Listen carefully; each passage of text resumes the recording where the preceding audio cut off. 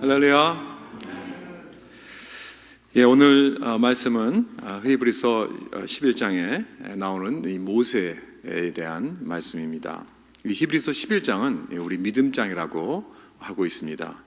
이 초대교회 당시에 각 처에서 흩어져 있는 많은 크리스찬들이 너무나 오랫동안 이 박해를 받는 과정 속에서 이제 자기의 믿음을 포기하는 그러한 시점까지 왔기 때문에 이 사실을 이 히브리서 저자는 그 오랫동안 그런 고난과 이 역경 속에서 이 고통을 견디기 힘든 이 초대 크리스찬들에게 어떠한 말씀으로 이들의 믿음을 붙잡아 줄 수 있을까 하는 그러한 목적으로 이 말씀을 주신 것입니다. 하나님의 약속의 말씀, 이것을 가지고 그들을 격려해 주고, 또한 하나님께서 이 믿음에 이탈하지 말아라, 포기하지 말으라는 경고의 말씀으로 그들을 붙잡아 주기 원했습니다. 히브리서 10장에 보면 너희들이 처음 크리스찬이 되었을 때 받았던 고난을 잘 생각하라고 했습니다. 그때 고난을 잘 받고 잘 견디었다, 그러면서 그것을 기억하라고 말을 합니다. 그리고 11장에 와서는 이제 이 믿음이 어떻게 인내를 낳을 수 있는가 하면서 구약에 있는 많은 그 믿음의 그 인물들을 이렇게 믿음의 전당에 올려놓으면서 이들의 삶을 기억하게 하면서 인내하라는 것입니다. 그리고 이제 히브리서 12장에 보면 이제 마지막 클라이맥스에 와서 예수 그리스도를 바라보자고 합니다. 그런 앞에 있는 기쁨을 위하여 십자가를 참으사. 그래서 이 믿음의 이 절정에 이를 때 우리는 십자가를 참으시는 예수 그리스도를 바라봐야 한다는 것입니다. 그렇다면 우리의 믿음이라는 것은 이 인내를 낳게 하는, 이 인내를 프로듀스하는 이 귀한 이 역할을 한다는 것입니다.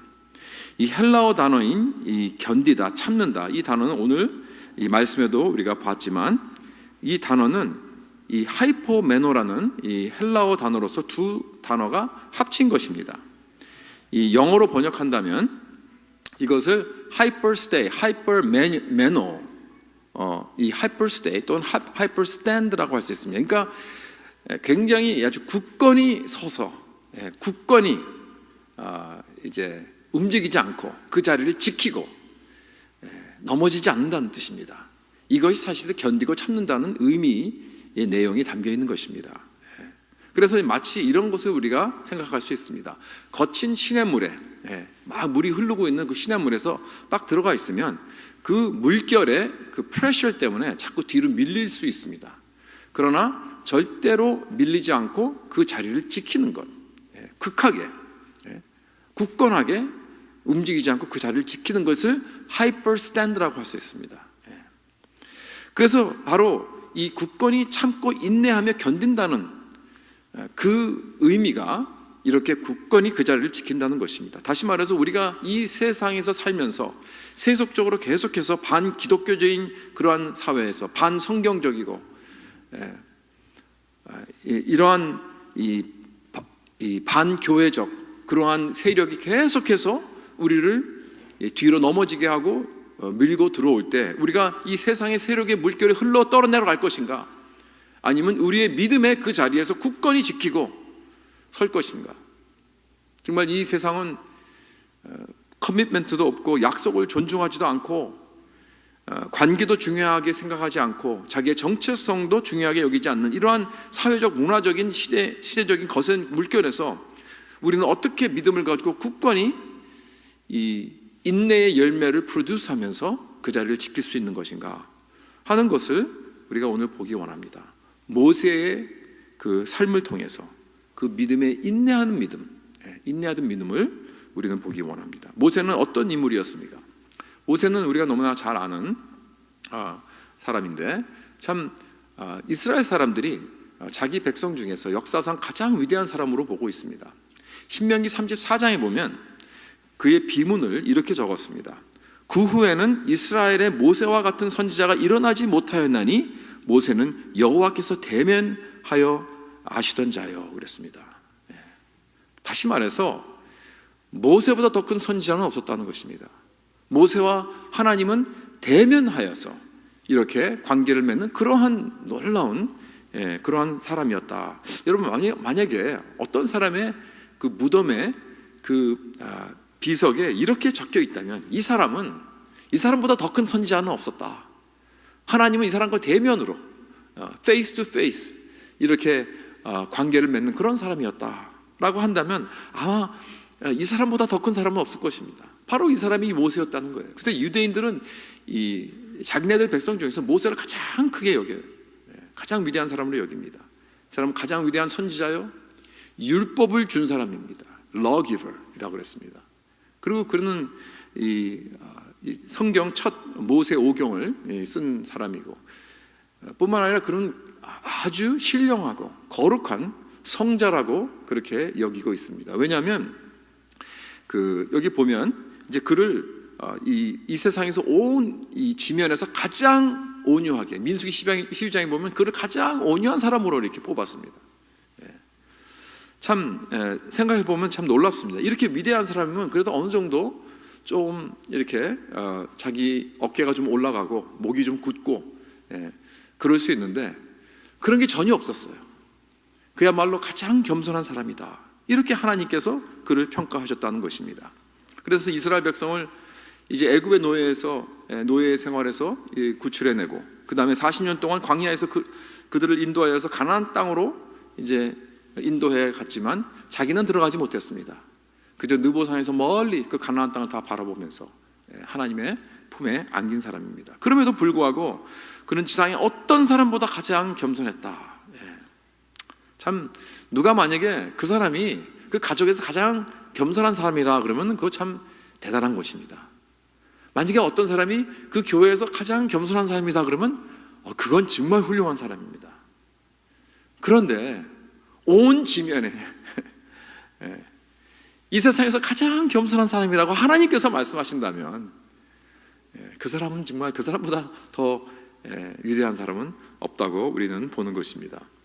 그래서 이렇게 놀랍고 위대한 삶을 히브리서 저자는 5번 믿음으로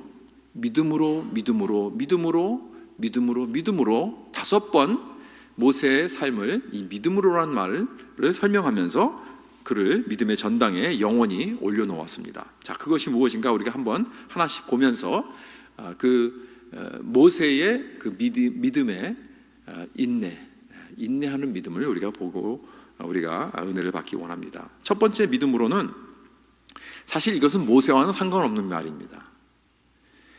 그의 부모의 용감한 믿음을 말하고 있는 것입니다. 23절에 보니까 믿음으로 모세가 낳았을 때 그 부모가 아름다운 아이임을 보고 석 달 동안 숨겨 왕의 명령을 무서워하지 아니하였으며 그랬습니다. 이 출애굽기에 보면 이 모세의 부모가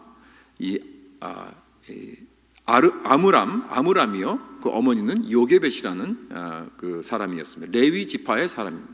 이들이 결혼을 해서 이제 애를 낳았는데 첫 아이는 아론이요, 그 다음에 미리암, 그 누이, 모세의 누이죠.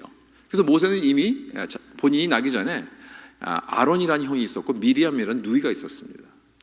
그 사람들은 나중에 이제 아론은 첫 대제사장이 되고요, 그다음에 미리암은 여선지자로 이렇게 활동을 했습니다. 아므람과 요게벳, 그러니까 모세의 부모들이 사실 히브리 노예의 백성으로서 이 결혼을 하고 가정을 가졌을 때, 이때는 정말 어쩌면 그 애굽의 역사상 이제 히브리 사람들이 거기서 이제 400년 동안 살면서 역사상 가장 어둡고 힘든 그러한 때였습니다. 왜냐하면 이들의 숫자가 점점 많아지니까 이 바로가 위협을 느낀 것입니다. 그래서 이제 아들을 낳으면 다 이제 죽이라고 이렇게 산파들에게 명령을 내던데, 산파들이 도와주지를 않으니까 이제 무조건 이 아들을 낳으면 그냥 나일강에 던져지는 것입니다. 뭐 그 당시에는 뭐 낙태라는 것이 없었습니다. 그러한 기술이 없었기 때문에 오늘 같으면 이게 낙태라는 것이나 마찬가지죠. 그래서 그냥 애를 낳아서 아들이면 그냥 죽이는 거예요. 이러한 상황에서 살았던 것입니다. 정말 절망스러운 그러한 상황 속에서도 이 요게벳은 임신을 합니다. 어떻게 이런 상황 속에서 이제 아기를 낳게 되면 분명히 이제 남자면 이제 죽임을 당할 텐데 어떻게 임신을 아기를 가질 수 있는가? 그 유대인 역사가 그 조시퍼스라는 사람에 의하면 이 아버지 아므람이 하나님의 계시를 받았다고, 하나님의 환상을 받았다고 합니다. 그래서 자기들이 아이를 가졌다라는 어떤 것이 이것이 이제 유대인들의 전통이 되었습니다. 물론 이것은 전통이지 성경은 아니기 때문에 우리가 정확히 알 수는 없지만 어쨌든 모세의 부모가 이 어두운 상황 속에서 아이를 가졌다는 것은 이것도 믿음의 행위라고 우리는 보는 것입니다. 이제 아이가 태어났는데 그 부모가 이 아름다운 아이임을 보고라 그랬어요. 아름다운 아이임을 보고. 여러분, 어느 부모가 자기 애가 태어났는데 아름다운 아이로 보지 않겠습니까? 아무리 그 아기가 어글리하다고 할지라도. 그렇죠? 아마 여러분들도 여러분들 자녀들 다 낳아 보셨으니까 정말 우리 애같이 아름다운 애가 없는 것 같아요. 그렇죠? 태어나니까 그렇더라고요. 정말 이렇게 세상에 예쁜 애가 또 있을까? 그래서 그전에는 이제 아이들이 나면은 그 병원에서 난 모든 아이들은 이렇게 어느 방에다가 다 같이 이렇게 놓았습니다. 그래가지고 이렇게 케어하고 그래서 이제 큰 유리에서 누가 와서 이제 보고, 멀리서 이렇게 같이 보고, 그러면 어느 애인지 이제 거기서 그 뭐 넘버가 있고 뭐 이래요. 이름도 있고 해서 찾아봐야 돼요. 그러면 이제 사람들이 이게 비슷할 때 물어보면 그래요. 어느 아이냐고 그러면은 그 중에서 제일 예쁜 아이라고 이렇게 말합니다. 그렇잖아요. 사실 우리는 다 그렇잖아요. 우리는 가장 예쁘게 생각합니다. 물론 여기 모세의 부모도 아기를 낳으니까 너무 그렇게 아름다운 거, 너무 이렇게 예쁜 거예요. 그런 의미에서 아름답기 때문에 석 달 동안 숨겨놓았느냐? 그건 아니죠. 그게 아니라 믿음의 눈으로 봤을 때, 그 아이를 스페셜한 믿음의 눈으로 봤을 때 이 아이가 보통 아이가 아니다. 하나님의 어떤 컨빅션이 있었습니다. 그래서 이 왕의 뜻보다는 하나님의 뜻을 더욱 두려워하여서 이 아이를 넘겨주지 않고 자기들이 석 달 동안 숨겼다는 것입니다. 그러니까 3달이 지나니까 100일이 됐죠 이제. 그러니까 아이를 더 숨길 수 없어서 이 부모는 아주 기발한 아이디어를 내어서 물에 뜰 수 있는 바구니를 만들어서 그 아이를 거기에 담고 나일강에 갈대 사이에 두고 이제 그 딸 미리암에게 어떻게 되나 가서 보라고 지시를 했습니다. 그때 하나님의 섭리 안에서 바로 왕의 그 딸이 목욕을 하려 이제 나일강에 내려옵니다. 그래서 보니까 그 어느 바구니가 발견이 되었어요. 근데 보니까 소리가 나요. 아기 우는 소리가 나요. 그래서 열어보니까 아이가 울고 있어요. 그러니까 그 아기를 보고 하나님께서 마음을 주셔서 불쌍한 마음, 불쌍히 여기는, 아주 가엾이 여기는 그런 마음을 주었다는 것입니다. 그러면서 그 아기를 이제 안고 가엾어서 그랬겠죠. 그러니까 그 누이 미리암이 즉시 아주 이렇게 스마트하게 가서 우리 히브리 여인 중에서 유머로 삼아서 그 젖을 먹이게 할까요? 라고 물으니까 그렇게 하라고. 내가 돈까지 주겠다. 그래서 다시 그 아기를 집으로 데려와서 공주의 돈을 받아가면서 그 아기를 이제 키우게 된 것입니다. 이게 얼마나 참 극적인 놀라운 그 이야기입니까? 그래서 이제 다시 모세는 자기 집으로 돌아와서 그 노예의 집에서 엄마 아빠의 영적인 믿음의 환경 안에서 자라게 되니까 그의 믿음도 자라게 되는 것입니다. 부모의 집에서 자기의 정체를 알고 여호와를 알아가면서 자기의 미래를 준비하신 하나님의 섭리를 이제 배워가는 것입니다. 그래서 사도행전에서 보면요, 스데반 집사가 유대인들에게 설교할 때 모세에 대해서 뭐라고 했느냐면 사도행전 7장 25절에 그는 그의 형제들이 하나님께서 자기의 손을 통하여 구원해 주실 것을 깨달으라고 생각하였으나 그들이 깨닫지 못하였더라 그랬습니다. 여러분, 모세가 벌써요 자기가 이러한 포지션에 있다는, 공주의 아들의 포지션에 있다는 것은 분명히 하나님께서 자기를 통하여 이 이스라엘 백성을 구원해 주실 것이다 라는 그런 확신이 있었어요. 그러나 그것이 어떻게 그가 그런 확신을 가졌는가? 부모님들이 아므람과 요게벳이 그 아들에게 그렇게 믿음으로 심어준 것입니다. 이것은 보통 일이 아니다. 네가 이렇게 됐던 게 하나님의 섭리다. 분명히 우리 백성을 너를 통해서 구원하실 것이다 라는 것을 어렸을 때부터 그걸 깨닫게 해줘. 그래서 모세는 그것을 본인이 알고 그렇게 하려고 그랬는데 사람들이 그걸 깨닫지 못해, 사람들이 받아주지 않는 거예요. 사람들이 모세를 거절했다는 것이죠. 이렇게 설명을 하는 것입니다. 그러니까 다시 말해서 모세는 벌써 이미 믿음 안에서 하나님의 그런 사명감과 소명을 배우면서 받으면서 자라났다는 것입니다. 그런 이것을 볼 때 여러분, 부모의 역할이 얼마나 큰지 우리가 알 수 있습니다. 아기가 자라면서 믿음의 환경이 얼마나 중요한지, 모세가 자라서 나중에 이스라엘을 구원하는 일이 어디서부터 시작되었는가, 그의 부모의 믿음에서 시작되었다는 것을 우리는 잊지 말아야 됩니다. 그렇기 때문에 히브리서 저자는 모세의 믿음을 말하기 전에 이미 모세의 부모의 믿음부터 시작을 하잖아요. 부모의 믿음 때문에 모세가 이렇게 자랐다는 것입니다. 그래서 여기서 우리가 아이들이 태어날 때 그 가족의 믿음의 환경, 이 중요성을 여기서 우리가 깨달아야 됩니다. 모세는 부모의 믿음을 통해서 보존되었고, 또한 모세가 보존되어서 모세를 통하여서 이스라엘 백성이 구원을 받았고, 그래야 해서 가나안 땅으로 나오게 된 것입니다. 이 부모의 믿음의 인내와 담대함과 용감함으로, 그리고 부모의 기도로서, 부모의 가르침으로써 이 어린 아기를 이 갈대 바구니에 만들어서 강물에 띄우는 그 지혜로서 말입니다. 그렇기 때문에 우리 사랑하는 모든 부모님들, 우리 할머니 할아버지들, 우리 모든 이모 고모 삼촌 친척들, 가족 여러분들, 모든 믿음의 식구들, 우리의 믿음의 기도가 얼마나 중요한지요.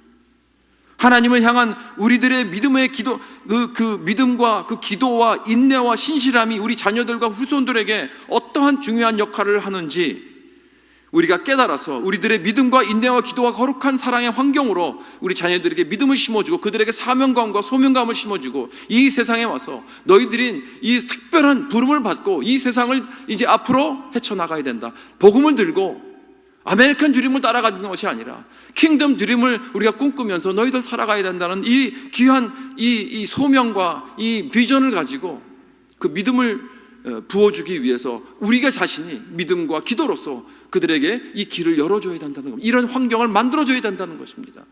이것이 우리들의 책임입니다. 두 번째 믿음으로 자기의 정체성을 이제 나타내는 것입니다. 이 모세는 24절부터 26절에 보면, 믿음으로 모세는 장성하여 바로의 공주의 아들이라 칭함받기를 거절하고 도리어 하나님의 백성과 함께 고난받기를 잠시 죄악의 낙을 누리는 것보다 더 좋아하고 그리스도를 위하여 받는 수모를 애굽의 모든 보화보다 더 큰 재물로 여겼으니 이는 상 주심을 바라봄이라 그랬습니다. 이제 40년이 흘러서 모세가 이제 장성하게 됩니다. 어떻게 모세가 자기의 정체성을 나타내는가? 여기 세 가지 동사로 우리가 볼 수 있습니다. 24절에 보면 거기서 거절하고 그랬어요. 거절하고. 25절에 좋아하고, 그리고 26절에 여겼으니, 이 세 가지 동사로 이 모세는 자기의 정체성을 이렇게 나타낸 것입니다. 이 첫 번째 거절하고, 그는 자기가 공주의 아들이라고 칭함을 받기를 거절하고 했는데 그게 무엇인가? 바로의 딸인 그 공주의 아들이라는 것은, 여러분, 이것은 타이틀입니다. 공주의 아들이다. 다시 말해서 Prince of Egypt라는 것입니다. 왕자라는 거예요. 그 당시에 가장 대국이었고 강국이었던 이 애굽의 왕자라는 것은 정말 모든 권세와 부와 영화를 누릴 수 있는 그러한 지위였습니다. 자기의 마음이 원하는 것은 무엇인지 다 가질 수 있었고 누릴 수 있었던 그러한 특권이었다는 거예요. 공주의 아들, Prince of Egypt. 사람이 이런 부귀 영화를 누릴 수 있다면 여러분 거절할 수 있겠습니까? 여러분에게 갑자기 지금 그러한 놀라운 이 지위, 이 파워, 이 부, 이 영화를 딱 주어준다면 여러분 그거 거절할 수 있겠습니까? 쉽지 않죠. 그렇습니다. 그런데 왜 모세가 거절했는가? 왜냐하면 자기의 정체성 때문에 그런 것입니다. 내가 누군지를 알았다. 자기가 누군지 알았다는 거예요. 모세는. 나는 이집시안이 아니다. 나는 애굽 사람이 아니다. 나는 히브리 백성이다. 이걸 알았어요. 자기의 아이덴티티가 뚜렷했습니다.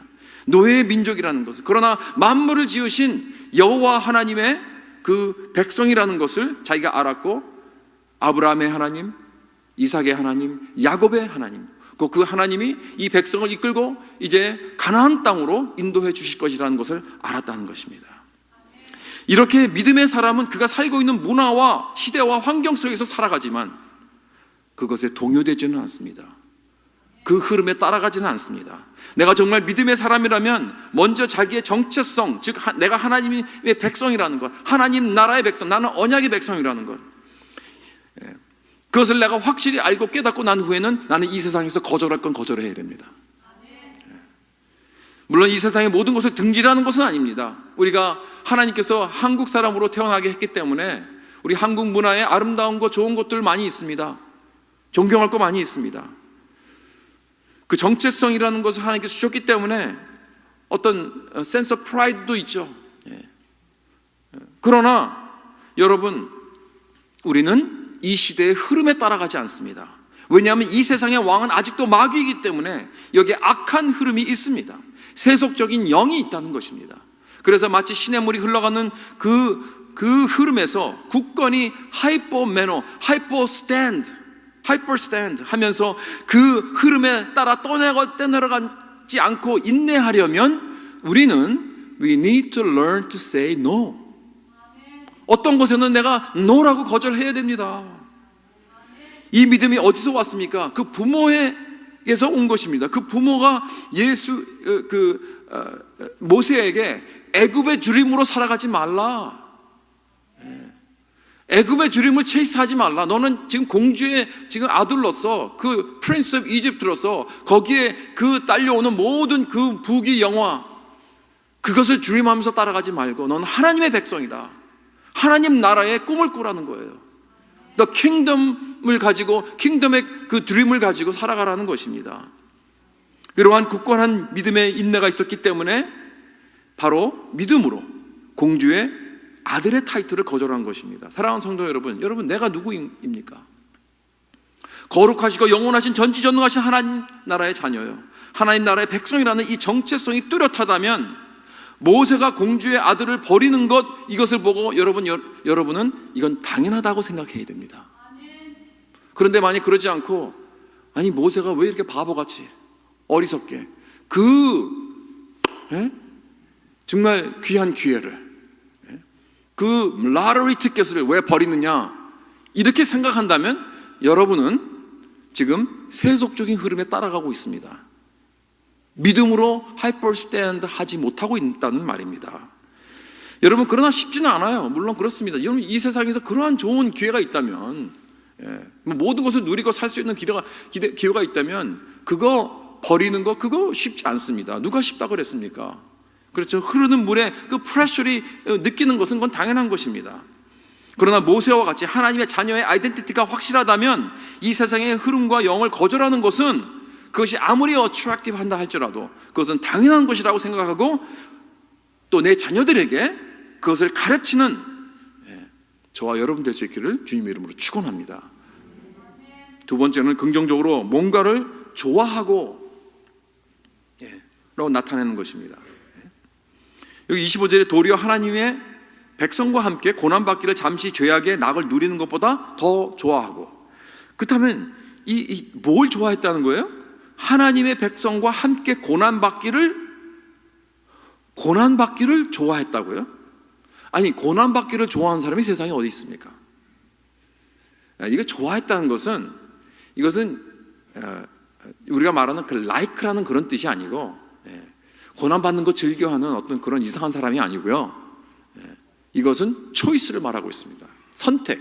그래서 영어로는 choice라고, choosing이라고 번역을 했고, 원래 단어는 이건 히브리 언어 중에 하나는 비교할 때 나는 이것보다 이것을 선택한다 할 때 그러한 표현을 사용합니다. 그래서 다시 말해서 나는 이것을 선택했다, 이 뜻입니다. 그래서 25절에 보면 모세가 본 이 세상의 부귀영화는 잠시 죄악의 낙을 누리는 것이라고 그랬습니다. 그렇죠. 부귀영화를 살아가면요, 죄악을 누리는 것은 너무나 쉽습니다. 너무나 거기에 끌리는 게 많아요. 속는 게 많습니다. 이 세상의 즐거움, 쾌락, 유명, 권세, 이런 것들은 다 하나님을 떠난 죄악이고 이것을 누리는 것은 잠시라는 것입니다. 여러분, 죄가 즐겁다, 죄 지으면 기분 좋다, 재미있다는 것은 누구도 부인할 수 없죠. 짜릿한 맛이 있잖아요. 죄 지어본 분은 알잖아요. 그렇죠? 마치 아주 맛있는 음식을 먹는 것 같아요. 정말 맛있는 음식을 먹으면요, 그 짜릿한 맛을 느낄 수 있습니다. 이번 주말에 제 가족의 결혼이 있어서 결혼식에 갔는데 거기서 그 음식을 먹었는데요. 여러분, 결혼식 음식은 그냥 대부분 그냥 그저 그렇잖아요. 그냥 뭐 다 똑같은 음식 같고 그냥 다 그런데, 저는 사실 여기 결혼식에서 처음 이 음식들을 먹어봤는데 이렇게 맛있는 음식을 먹어본 적이 없어요. 너무너무 맛있더라고요. 먹으면서 이야, 세상에 이렇게 아니 이거 도대체 이게 어떻게 이렇게 맛있는가. 그런데 집에 와서 보니까 자꾸 물이 먹혀요. 자꾸 물이 먹혀, 목이 칼칼하고. 왜 그런가 하고 했더니 미온을 너무 많이 넣은 거예요, 이 음식에. 약간 그 스타일, 그 음식 스타일이 좀 이렇게 약간 차이니스, 비et나미스 그런 스타일로 이렇게 했는데, 좀 그런 음식들이 많이 이렇게 미온을 좀 넣은 것 같아요. 그걸 보면서 좀 뒷맛이 좀 찝찝하더라고요. 그때는 맛있었는데 시간이 지나니까 다시는 안 먹을 것 같다, 그런 생각이 좀 드는 거예요, 자꾸. 그래서 이게 사실 세상의 쾌락이 아닌가, 그렇게 생각을 해봅니다. 세상의 쾌락은 오래가지 않는다. 아무리 좋아도 오래가지 않습니다. 그래서 다른 것을 선택할 수 있다는 거예요. 모세가 이것을 어떻게 알았는가? 그것이 이제 세 번째 verb에서 나옵니다. 여겼으니, 여겼다. 26절에 그리스도를 위하여 받는 수모를 애굽의 모든 보화보다 더 큰 재물로 여겼으니, 이것은 영어로 consider, regarded 이런 단어로 말을 하는데, 이 단어의 원래 의미는 감정하다는 뜻입니다. 감정하다, 뭘 감정하다, 가치를 매기다, 평가하다, 이런 것이죠. 마치 다이아몬드나 금의 가치를 매기는 보석성 주인같이 말입니다. 그래서 모세는 애굽의 모든 부귀 영화를 다 보고 그걸 감정했어요. 이게 얼마나 큰 가치인가, 그걸 감정하고 평가했습니다. 그리고 난 다음에 하나님의 언약의 백성으로서, 비록 지금은 내가 만약에 그 백성과 내가 아이덴티파이 하게 될 경우에는 그러한 많은 수모와 어려움과 고통과 박해와 이런 가난과 역경의 삶을 사는 것을 고려해 봅니다. 그러나 두 가지를 보니까 이것도 잠깐이고 저것도 잠깐이에요. 그러나 만약에 내가 하나님의 백성으로서 내가 아이덴티파이 하게 되면 그 영광은 영원한 것이다, 이게 들어간 거예요. 그래서 애굽의 부귀 영화를 누리면 진짜 화려하고 그 쾌락은 짜릿할 것이다, 너무나 마음에 끌리기도 합니다. 그러나 그것은 잠깐이라는 거예요. It's fleeting. 이제 지나갑니다. 이건 흘러가는 거예요. 이건 전혀 오래 남지를 않아요. 그리고 하나님의 백성으로서 이 세상에서 받는 그 고난도, 그것도 잠깐입니다. 그러나 그 영광은 영원한 것이라는 것입니다. 이것을 비교해 본 거예요. 그러니까 어떤 결론을 내리게 되는가? 이건 비교가 안 된다. 이런 결론이 나는 거예요. 이건 상대가 안 되는 거예요. 이건 생각해 볼 가치도 없다는 거예요. 마치 이 값진 진주를 찾는 장사꾼이 그 진주의 그 가치를 알고 나서 찾았어요. 가장 값진 진주를 찾았어요. 그 진주의 가치가 얼마인가 생각해 보니까 내가 가지고 있는 모든 재산, 다른 모든 진주들 다 팔아도, 다 줘도 훨씬 더 내가 더 이득을 얻는 거예요. 그래서 자기가 가지고 있는 모든 재산을 다 주고 그것을 샀습니다. 그리고 나도 기뻐했습니다. 왜요? 그 사람은 그 진주의 가치를 알았기 때문에. 그렇습니다. 사랑하는 성도 여러분, 내가 얼마나 남느냐 하는 것은 내가 가장 사랑하는 것이 얼마나 오래 가느냐에 달려있는 거예요. 내가 가장 사랑하는 것이 이 세상에 잠깐 남는 거라면 나도 잠깐 남게 됩니다. 그러나 내가 사랑하는 것이, 내가 가장 사랑하는 것이 영원히 남는 것이라면 나도 영원히 남게 되는 것입니다. 모세는 영원히 남는 것을 선택했다는 말씀입니다. 사도 바울도 이걸 알았죠. 바울은 세상적으로 정말 가진 것 많았습니다. 지식도 많았고요, 배경도 너무나 좋았고 아주 앞날이 창창한 그런 사람이었습니다. 그러나 그가 전부 가진 것을 전부 뭐라고 여겼다고 그랬습니까? 빌립보서 3장에 보면 또한 모든 것을 해로 여김은, 여겼다는 말 여기 또 나오죠. 같은 단어예요. 여겼다. 해로 여김은 내 주 그리스도를 아는 지식이 가장 고상하기 때문이다. 그러니까 주 예수 그리스도를 아는 지식하고 내가 가진 모든 것들 하고 그거를 이 가치를 한번 재본 거예요. 그 비교해 보니까, 그러니까 이건 완전히 해로 여겼다 그랬습니다. 뿐만 아니라 그 모든 것을 다 잃어버리고 배설물로 여겼다 그랬어요. 왜? 여기에 비하니까 이건 완전히 배설물이에요. 완전히 이거는 같은 단어입니다. 여기도 배설물로 여겼다, consider, regarded. 비교해 보니까 그런 가치밖에 되지 않는 거예요. 그러니 여러분, 이걸 보고 알 수 있는 사람들은 이 세상에서 자기가 많은 걸 가졌다, 내가 지식을 가졌다, 내가 돈을 가졌다, 내가 지위를 가졌다, 내가 권력을 가졌다, 이런 거 보고 내가 자랑하고 의시되고 뻥뻥거리고 다니는 사람들 가만히 볼 때 그 배설물 같은 것들을 보고 그걸 가지고 내가 이렇게 잘났다고 하는 모습을 볼 때 얼마나 한심합니까? 우리들은 예수 그리스도를 아는 건 고상한 지식을 가지고 있는데 영원한 영광에 하나님의 백성으로서 영원히 남는 이 귀한, 이 가장 값진 진주 같은 것을 우리는 가지고 있는데, 이 복음을 알고 있는데 왜 그걸 보지 못하는 거냐고요. 왜 그것을 보지 못하고 우리는 그 사람들 앞에서 왜 이렇게 기가 죽어서 쩔쩔매고 하나님의 백성답지 않게 그렇게 사느냐 이겁니다. 그래서 이 잠깐인 것과 영원한 것을 재고 가치를 매기고 캘큘레이트를 했다, 그런 뜻입니다. 이 영원한 가치의 상금을 볼 수 있는 그 믿음의 눈이 필요하다는 거예요. 여러분, 이 세상에 있는 많은 별들, 이 온 우주에 있는 수많은 별들, 수억, countless stars, 모르겠어요. 얼마나 별이 많은지 셀 수도 없겠죠. 그 많은 별들 결국에는 다 타서 없어집니다. 그러나 영원히 남는 것은 하나님의 말씀과 그의 교회입니다. 영원한 복음을 소유한 그의 교회, 이것만이 영원히 남게 되는 줄 믿습니다. 우리는 가장 귀하고 가장 영원한 것을 소유했다는 것을 꼭 기억하시기 바랍니다. 그래서 이 상급의 가치를 볼 수 있는 눈이 필요합니다.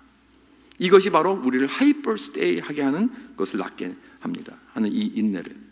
그래서 이 시간에 우리가 바울의 그 세 개의 구조를 한번 생각해 보기 원합니다. 이 세 개의 구조를 통해서, 세 구조를 통해서 믿음의 눈을 우리가 좀 뜨기 원해요. 로마서 8장 18절. 생각하건대 현재의 고난은 장차 우리에게 나타날 영광과 비교할 수 없도다. 로마서 8장 18절입니다. 그리고 로마서 8장 28절과 30절, 이거 너무나 잘 아는 구절이죠. 우리가 알거니와 하나님을 사랑하는 자 곧 그의 뜻대로 부르심을 입은 자들에게는 모든 것이 합력하여 선을 이루느니라. 하나님 미리 아신 자들을 또한 그의 아들의 형상을 본받게 하기 위하여 미리 정하셨으니 이는 그로 많은 형제 중에서 맏아들이 되게 하려 하심이라. 또 미리 정하신 그들을 또한 부르시고 부르신 그들을 또한 의롭다 하시고 의롭다 하신 그들을 또한 영화롭게 하셨느니라 했습니다. 세 번째, 고린도후서 4장 16절에서부터 18절. 그러므로 우리가 낙심하지 아니하노니 우리의 겉사람은 낡아지나 우리의 속사람은 날로 새로워지도다. 우리가 잠시 받는 환난에 경한 것이 지극히 크고 영원한 영광에 중한 것을 우리에게 이루게 함이니 우리가 주목하는 것은 보이는 것이 아니요 보이지 않는 것이니 보이는 것은 잠깐이요 보이지 않는 것은 영원함이라. 여러분, 이것이 바로 우리 크리스천의 가치관이요 perspective, 관점입니다. 우리들은 이 말씀을 믿어야 됩니다. 이 관점을 가져야 됩니다. 그런데 왜 많은 크리스천들이 이걸 보지 못하고 있는가? 모세도 봤습니다. 그래서 모세가 저 영원한 상을 주심을 바라보았다고 그랬잖아요. 그 영혼을 바라보았어요. 우리는 모세가 가지고 있던 지식과 그가 가지고 있던 그 영적 리소스보다 훨씬 더 많은 증거를 가지고 있습니다. 우리는 이 완성된 성경이 있잖아요. 하나님께서 우리에게 성령을 주셨습니다. 우리는 예수 그리스도의 십자가의 그 놀라운 사건을 다 알고 있습니다. 복음을 우리는 받아들였습니다. 뿐만 아니라 2000년 동안 하나님께서 이루신 교회의 역사가 있습니다. 그 걸어온 발자취가 있습니다. 놀라운 교리들이 세워졌습니다. 너무나 많습니다. 우리는 증거들이. 그런데 왜 우리는 영적으로 이것을 보지 못하고 있는가? 만약에 우리가 천국을 60초 동안만 볼 수 있다면, 단 60초 동안만, 그래서 15초는 우리 주 예수 그리스도의 그 영광스러운 얼굴을 바라보고, 또 15초는 저 천사들을 보고, 또 15초는 저 하늘에 놀라운 그 준비된 그 우리의 집들, 그 처소들을 보고, 또 15초는 먼저 간 우리 형제 자매들, 그들의 영화스러운 된 그 모습을 보고, 이 1분 안에 모든 것을 잠깐만 볼 수 있다면, 1분만 볼 수 있다면, 60초만 볼 수 있다면 저는 확신합니다. 우리 모든 영적인 눈이 다 뜨게 될 거예요. 무엇이 진짜 중요한 것이고, 무엇이 진짜 중요한 것이고 영원한 것인가, 무엇이 진짜 가치가 있는 것을 우리는 보게 될 것입니다. 그러고 나면 이 모든 것들은 얼마나 이것들은 경한 것이고 잠깐이고, 이것을 그냥 이것이 전부인 모양 붙잡고 있는 우리들, 그것이 얼마나 한심한 것을 볼 수 있을 거예요. 그런데 하나님은 우리에게 60초를 주지 않으실 거예요. 아무리 기도해 보세요. 천국을 60초 보여주지 않으십니다. 우리에게 눈으로. 그것은 우리는 천국에 가서 그때 가서 영원히 볼게 될 것입니다. 그러나 우리에게 주신 것이 있잖아요. 우리에게 오늘 하나님의 영원하신 말씀을 주셨잖아요. 그렇죠? 이것을, 이 말씀을만 믿으면 되는 것입니다. 내 안에 내주하신 성령의 인도하심을 우리는 우리는 믿고 나아가면 되는 것입니다. 성령을 의지하여서 이 세 구절을 또 읽고 또 읽어보세요. 믿어지지 않는다면 그 믿음을 달라고 간절히 간구해 보세요. 기도하세요. 우리는 믿으면 견딜 수 있습니다. 참을 수 있습니다. 인내할 수 있습니다. 이 세상에서 그 모든 가치와 물결에서 우리는 hyper stand, hyper stay 할 수 있다는 것입니다. 세 번째로, 믿음으로 모세는 보이지 아니하는 자를 보는 것 같이 하여 참았습니다. 27절을 보겠습니다. 믿음으로 애굽을 떠나 왕의 노함을 무서워하지 아니하고 곧 보이지 아니하는 자를 보는 것 같이 하여 참았으며. 히브리서 11장에서 1절에 보면 믿음이 뭐라고 그랬습니까? 바라는 것들의 실상이 보이지 않는 것들의 증거라고 했습니다. 보이지 않은 것들의 확신입니다. 이게 믿음이에요. 즉 모든 크리스천들은 보이지 않는 것을 보는 것이 정상입니다. 그게 이상한 게 아니에요. 그게 보통입니다. 그게. 여러분, 우리 크리스티애니티는, 우리 기독교는 초자연스러운 것을 보고 느끼고 체험하는 것이 보통이 되어야 됩니다. 우리 크리스천은 초자연과 신비스러운 그러한 것들 속에 사는 사람들이에요. 물론 신비주의는 아닙니다.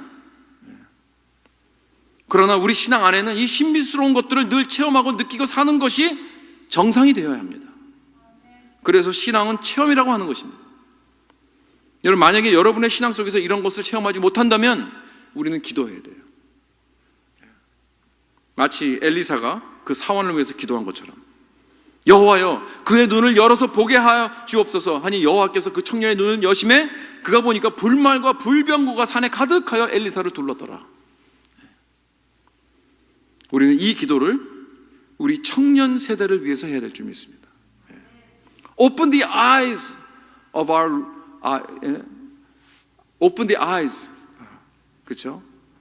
Of our young people. 우리 주님, 우리 young people들의 그 눈을 뜨게 해 주시옵소서. 우리들의 눈을 뜨게 해 주시옵소서. 그래서 천사들이 우리를 보호하고 있다는 것을 보게 해 주시고,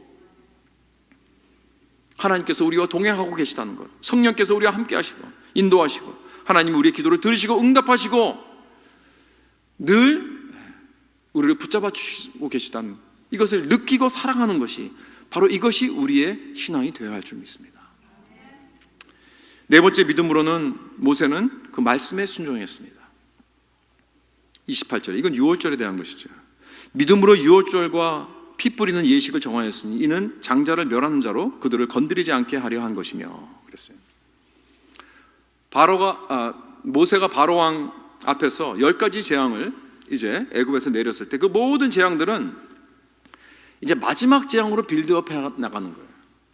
이 마지막 재앙은 왜 잘 아는 것처럼 모든 그 집안의 장자를 죽이는 재앙입니다. 사람들뿐 아니라 동물들까지 다 죽입니다. 근데 그 마지막 재앙 때문에 바로는 이제 이스라엘 백성들을 이제 놓아줍니다. 거기서 완전히 이제 기법한 거예요. 그런데 이 마지막 재앙이 오기 전에 하나님은 그 백성에게 이 말씀을 주십니다. 지시를 하십니다. 양을 잡아서 그 피를 이 문설주에 바르라는 거예요. 그 도어 프레임에다가, 옆에다가, 위에다가 이렇게 쭉 바르라는 거예요. 그래서 위에, 그다음에 옆에 이렇게 바르라는 거예요. 그 양의 피를. 그런데 애굽에 있는 그 모든 집의 문설주에 이 양의 피가 발라져 있으면 이 죽음의 천사는 그 집을 넘어갑니다. 그래서 pass over. 무엇을 pass over 했다는 것입니까? 죽음에서 pass over 했다는 것입니다. 이것이 유월절입니다. 이것도 믿음에 대한 것이죠. 하나님의 말씀을 믿고 그대로 따른 자의 집은 pass over가 됩니다.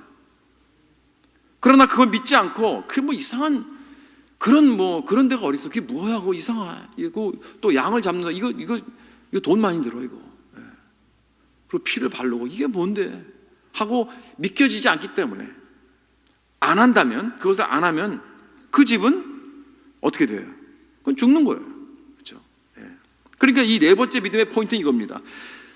지금 이런 내용의 말씀은 좀 이상하고 또 그것이 대가가 크다 할지라도 어린 양을 잡는다는 건 그 대가가 큽니다. 그럼에도 불구하고 이것이 하나님의 말씀이기 때문에 내가 믿고 순종하면 나는 사는 거예요.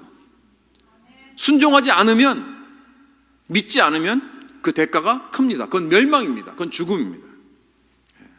그래서 아무리 그 말씀이 이상하고 내가 손해보는 것 같지만 우리는 그 말씀에 순종해야 된다는 것입니다. 왜냐하면 순종하지 않는 대가는 더 크기 때문에. 그래서 우리는 말씀을 마지막까지 믿고 순종하는 인내가 필요하다는 것입니다. 다섯 번째, 마지막으로 이 믿음으로 모세는 이스라엘을 구원하였습니다.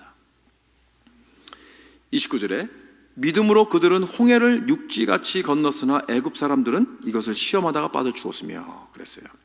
자, 믿음으로 그들은 홍해를 육지같이 건넜으나 라고 했는데 지금 누구의 믿음을 말하고 있나요? 여기서 이스라엘 백성들의 믿음입니까? 어떻게 들리면 이스라엘 백성들의 믿음으로 그들이 홍해를 건넜다고 했는데, 우리 한번 출애굽기 14장을 다시 돌아가서 보면요, 그 내용을 보면 절대로 이 사람들은 믿음으로 걷는 게 아니에요. 거기 뭐라 그러냐, 이들이 이제 출애굽하고 나서 모세의 인도를 따라서 이제 홍해 앞까지 왔는데 지금 애굽 바로가 그 자기들의 그 군대를 이끌고 딱 쫓아왔어요.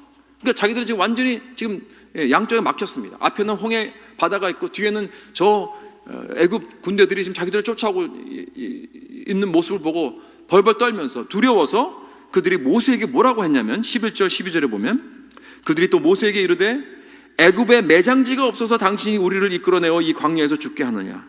어찌하여 당신이 우리를 애굽에서 이끌어내어 우리에게 이같이 하느냐? 우리가 애굽에서 당신에게 이른 말이 이것이 아니냐? 이르기를 우리는 내버려 두라. 우리가 애굽 사람을 섬길 것이라 하지 아니하더냐? 애굽 사람을 섬기는 것이 광야에서 죽는 것보다 낫겠노라. 여러분, 이게 어떻게 이게 믿음의 백성이라고 말할 수 있겠습니까? 그렇죠? 그래서 이 사람들은 결국 다 광야에서 40년 동안 결국 다 죽었잖아요. 그 갈렙과 여호수아만 제외하고. 그렇다면 여기 히브리서 저자는 누구의 믿음을 말하고 있는 것입니까? 그 사람들의 믿음이 아니라 모세의 믿음을 말하고 있는 것입니다.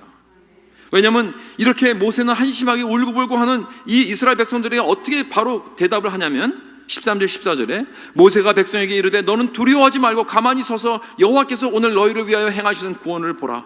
너희가 오늘 본 애굽 사람을 영원히 다시 보지 아니하리라. 여호와께서 너희를 위하여 싸우시리니 너희는 가만히 있을지어다. 이게 믿음의 소리죠. 이게 믿음의 사운드죠. 이렇게 말하고 모세가 지팡이를 바다를 향해서 탁 드니까 바다가, 그 홍해 바다가 둘로 갈라집니다. 그래서 모든 이스라엘 백성들이 홍해를 육지같이 건넜다는 그런 말씀입니다. 여러분, 이스라엘의 백성은 모세의 믿음 때문에 건져진 것입니다. 자, 이것은 무엇을 말해주고 있는가? 한 사람의 높은 믿음으로 말미암아 전체를 보존하고 살리고 구원한다는 원칙입니다. 한 사람의 믿음으로 그 가족이, 그 교회가, 그 커뮤니티가 살고 구원을 받게 되는 것입니다. 한 사람의 믿음이 이렇게 중요하다는 거예요. 한 사람 모세의 믿음으로 온 이스라엘이 deliver 되었다는 것은 바로 이것은 예수 그리스도를 포인트하고 있습니다.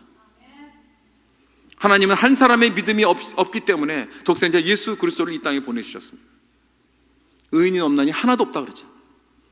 그래서 그가 완전한 예수 그리스도께서 완전한 믿음으로 그 삶을 살아주셨고 우리 대신 완전한 죽음으로 우리를 대속하셨습니다. 우리의 죄를 대속하셨습니다. 예수 그리스도께서 완전한 믿음의 삶과 희생으로서 우리 모두는 구원 얻게 된 것입니다.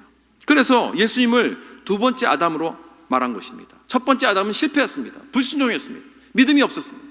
그러나 두 번째 아담은 완전히 순종하셨습니다. 오늘도 하나님은 이 한 사람의 믿음을 찾습니다.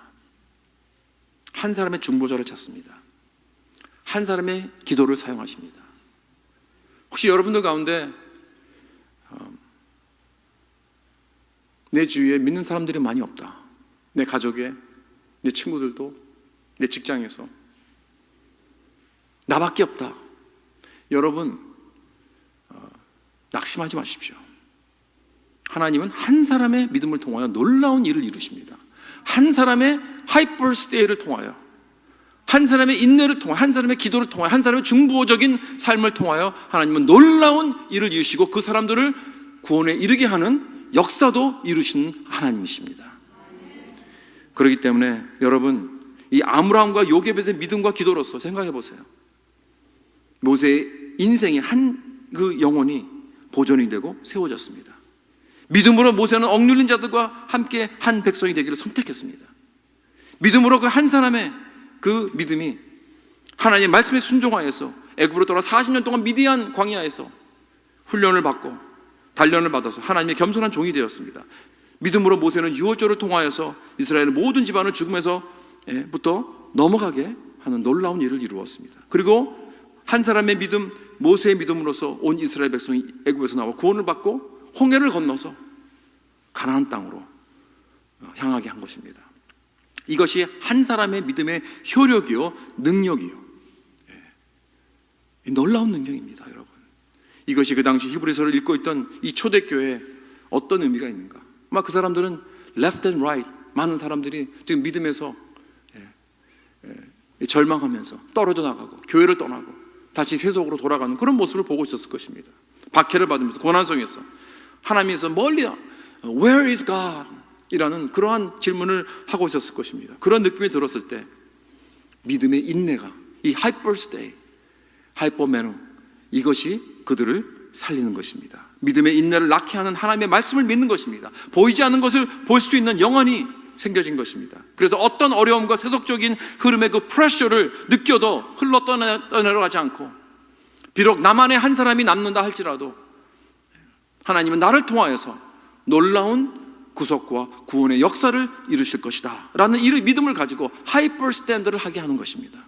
사랑하는 성도 여러분, 이 세상은 점점 더 악하고 하나님께서 떠나간 그런 세상이 되어가고 있습니다. 이제 우리 크리스천들을 박해하고 기독교를 박해하는 그러한 시대가 곧 다가올 것입니다. 어떤 사람들은 많은 경우에 미국에서는 벌써 그 시대가 벌써 왔다, 코로나 통계를 보니까 벌써 이 정부에서 이 기독교를 탄압한다라는 그런 느낌을 가지고 벌써 그 시대가 왔다고 말하는 사람도 많습니다. 우리 각자 한 사람의 그 인내하는 믿음으로 이 상황을 우리는 극복하고 이길 수 있습니다. 하이퍼스탠드, 이 믿음으로 굳건히 말씀을 붙잡고 보이지 않는 저 천국의 상급을 바라보면서 인내하며 우리의 가정을 살리고 우리의 교회를 살리고 이 사회를 살리는 우리 모두가 될 수 있기를 주님의 이름으로 축원합니다. 기도하겠습니다.